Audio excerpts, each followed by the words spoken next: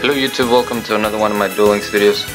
So today I have for you a r-genex deck, and as probably some of you are already noticing, there are two deck lists. There's the deck list on the left and the deck list that is actually on the screen. So I'm going to explain that real quick. The deck list on the left was the original deck list for this deck. It's what I used very successfully for a few games, and then out of nowhere I got tilted beyond, you know, the face of the earth. I got tilted by five, what was the freaking card? 5 Wall of D in a row. And in those 5 games, I opened with 4 monsters every single game. Now why that was, I have no idea. But after getting tilted that much, it led me to make these changes, which are pretty extreme. We're running 3 straight flush, which is crazy, I know, but everyone is running so much back row. Let's start with something like Ancient Gears. They already start with 1 slot, you know, on their back row with the middle-aged machines, whatever. So all they need to do is set 2, and you can resolve straight flush. Ninjas are running 3 back row. Gladiator Beast 3 back row. Burn is running 3 back row. So this was a huge gamble, you know, adding the 3 straight flush, but pretty much every game I resolved the card, I would win it. And because of the potential dead draws with the straight flush, I decided to go with 2 Tribute to the Doom, taking out one of the enemy controllers, since I do have 2 Pulse Mines, which, you know, it's basically another Windstorm, as long as you control a machine type monster, which are all of our monsters. We're running 1 Gravity Blaster, it's all I have. I spent my tickets on other stuff, so I couldn't pick up a second one. Really cool card, love the effect. And then for the monster lineup, we have 2 r-genex army, which when you tribute someone for this, if you use the r-genex monster, which is all of your monsters again, you can destroy 1 card your opponent controls. Very cool effect. A little weak at 2300, but for 1 tribute it's good enough. We're running 2 r-genex accelerators. This card, 1900 defense, is really good because most of the meta is 1800. So when this card, if this card is face up and you add a monster, a r-genex monster, to your hand by either drawing or searching or whatever, you can special summon that monster. So that's really cool because it lets you, you know, have a fodder for your r-genex army. It lets you swarm the field. That's why we're combining that with the tie that binds. We're using 2 r-genex searchers because we can special summon from our deck either a r-genex accelerator or a r-genex turbine, which gives 400 attack to all our r-genex monsters, including itself. So on summon it becomes 1800. Pretty strong. And then we're also running 1 r-genex Ultimum, just because it's an 1800 beater. I didn't know what else to add. In the original build I was running 2 of them, but again I kept drawing 4 monsters. I don't understand why, so I had to cut the monsters down to 9, and this deck worked pretty well. So some of the replays that you guys are gonna see, I was actually using the first build, and then I believe in the last 2 is when I switched to the more aggressive one, I guess, if you could call triple straight flush aggressive. But here we're gonna see Crowler. Again, as I mentioned, we're using Jaden Yuki because of the tie that binds skill. That's why, you know, what this deck was trying to do, which is swarm the field and, you know, finish your opponent early, was really bad for Wall of Disruption. I was running 2 Cosmic Cyclones, and again there were games like this when I would see them and they would help me win the game, and then there was games where I just would not see any of them. So triple straight flush, you know, kind of crazy. And again, 1 Cosmic Cyclone is not really gonna put a dent on 3 back row. So straight flush is better in that sense. Obviously, there are times where you're not gonna be able to use straight flush. So there's its pros and cons. Here he's forced to use his Super Rush to get rid of my Turbine, which that's okay. He's pretty much in top deck situation. He doesn't have a back row. I have my Windstorm now, and I can easily get over that Sergeant Electro. So even though we're both spending a lot of our resources, I do feel like I'm ahead a little bit. I get my accelerator, go for the tie that binds. Unfortunately, he's got another man-eater bug. Super annoying. So I'm down to one monster, but like I said, I have the windstorm. There we see another Sergeant Electro, so I have to prematurely activate my windstorm.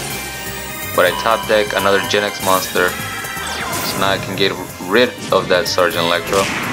Hitting for 2000, and I think this is where he scoops. Yep. Scoop face, enter. That's a pretty cool machine matchup. Gen-X coming up on top. I mainly made this deck because I wanted to test pulse mines. I only got 2, and which is it's really annoying. I mean, I farm Esperoba so much, and to only get 1 pulse mines, you know, from the drops, it really sucks. Obviously, the other one I got it from the guaranteed rewards by dueling him like 10 times or something like that. But I just don't understand why the drop rate for the best card has to be just ridiculously low. But here, even here, you know, I do have the Cosmic Cyclone, but other than that, nothing but monsters when I'm running, you know, a 10-10 deck. I was able to snipe the Wall of D in this duel, but he's running some sort of weird burn using Medusa Worm, Chain Reaction, so I have to take some drastic measures. I go ahead and special summon the Ultimum. I econ take so that I can destroy the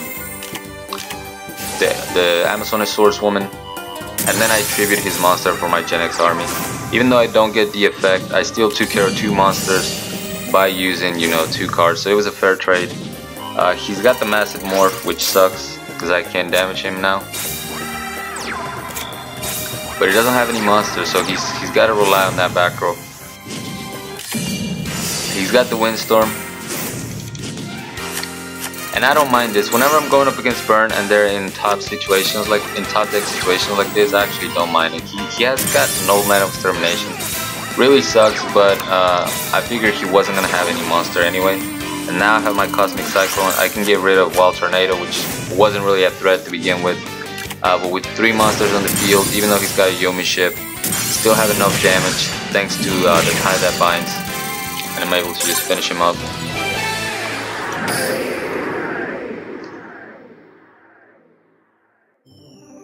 And we got another Valen Crawler. Very popular character, which makes sense. He's got a variety of skills. Most people run him, you know, with engine gears, but having beatdown, restart, balance, you can use it for any deck. That's why I was kind of mad originally that he got beat down. I felt like that skill should have stayed with Kaiba.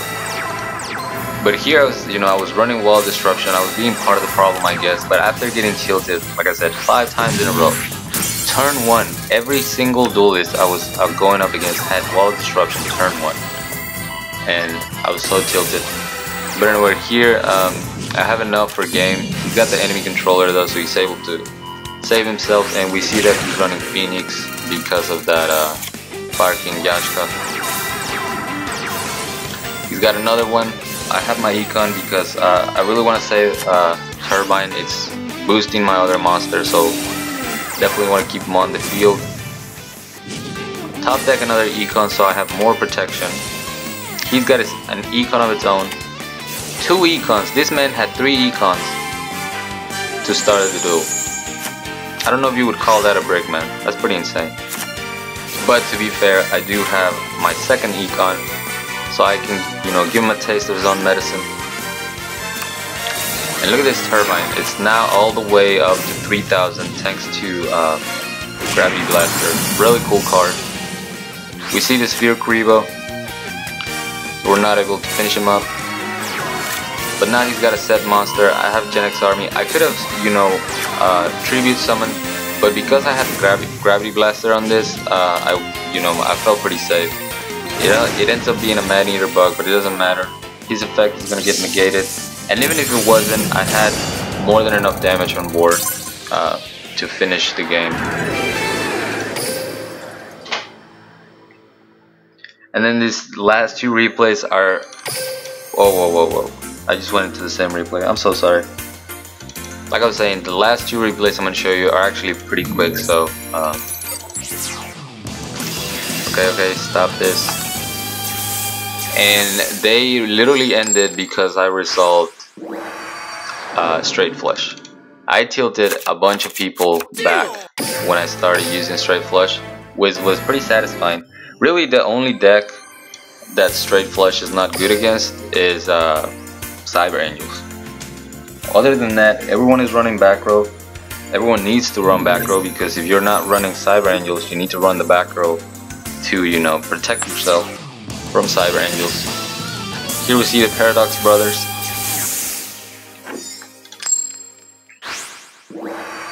And I believe they go first. Yeah, that's right. 3 monsters. Even though I switched to 9 monster, I'm still seeing 3 at the beginning, which is nuts. But I decided not to do anything. I know eventually he's gonna have to either try to activate another card or set another card. So I'm just waiting, baiting him to set that third card. He finally does.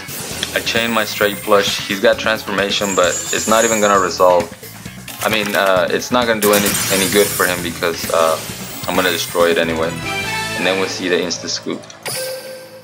A lot of games I play like that. When they're, you know, they have 2 back row set. If it's anything that's battle phase related, they're locked down until you decide to attack them. So, you know, if it's wall of disruption, they can't activate it. If it's impenetrable attack, they can't activate it. So they're forced to use their last slot to either activate a spell or, you know, use another trap. And that's how I was playing this particular version. I was being patient, waiting for my straight flush to resolve before going in. Right here we see the pulse mines, which is good, and we start with straight flush again. We see 2 sets, and right here there's no reason for me to attack. Nothing seemed to be chainable whenever he was trying to play it. And finally he sets a third one. I activated straight flush. Summon my Genex army. Now I can go into the offensive. Doesn't have a Greevo, and I just OTK him just like that. Straight flush is really underrated, man. And ever since the card came out, I always wanted to use it. But back then we had harpies in the meta and stuff like that, so it wasn't really safe to use it. And now that everyone is super reliant on back row, I think it should see more play. But that's it for the deck list. I hope you guys enjoyed this deck. It was definitely fun to play around Genex. With Genex, I think they need a little bit more help before they can be an actual viable deck. But right now they're a solid, fun deck. So thank you so much for watching. As always, like, comment, and subscribe if you want. Join my Discord if you haven't. The link's gonna be down in the description. Consider supporting me on PayPal so we can get this new PC rolling. And that's it from me. Till next time.